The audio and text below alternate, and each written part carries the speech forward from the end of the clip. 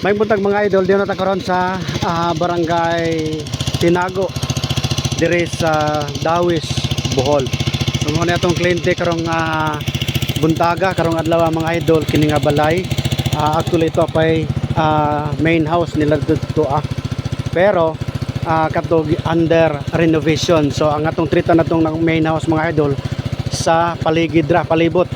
So niya ta karon dire sa ilahang for the meantime ang tagiya na dire pero mo ni higdaanan sa mga katabang mga idol. So ang atong main purpose nganong yata dire mga idol tungod sa ato ang serbisyo nga termite abatement maintenance program.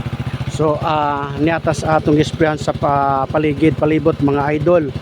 So human nata sa sulod nya nag-apply na tas powder sa cabinets, nag-apply na tag powder sa tawag ani electrical outlets o switches mga idol. Niatas gawas nag-prevent nata nga dili na mosulod ang anay. Mo ni gitawag nato mga idol og cordoning method. Dili na ta makadrilling mga idol tungod kay makita nato yuta man ang nasa kilid mga idol. Gawas lang kung simentado ang kilid mo nang diha pa ta magkandak og drilling.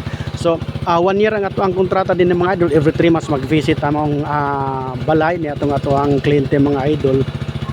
Unya gipaapilan og spray sa tag-iya kining punuan sa mga kini apila ba na kining punuan sa tambis na kining mga punuan dire mga idol tungod kay nahadlok ang tag-iya na may mga anay gud din mga punuan sa kalmito basta klase-klase ning mga punuan sa mga tanom mga idol na nangka dunay tambis na apilan gyapon nato spray mga idol tungod kay mao lagi i-prevent nato nga dili makasulod ang anay sa maong balay mga idol. Duha ka kwarto na mga idol dako ang katulganan sa maong katabang mga idol. So mo ni atong gisprayan dari na pod mga kahoy.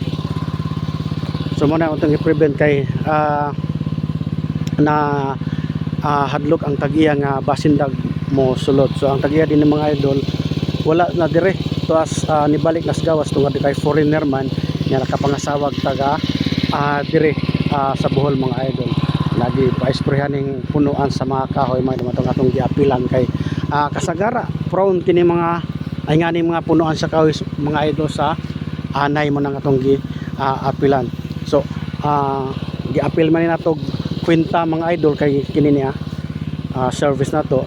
So tanang mga kahoy dire sa maong compound ato nang apilan og spray nga in the future mga idol magtukod ang tag-iya dinig mga paabangan tangag swimming pool na may plano.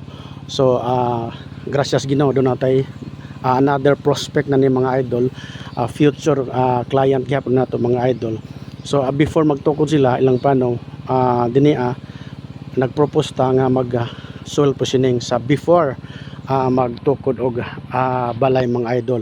So thank you so much sa mga followers mga idol. Daghang salamat.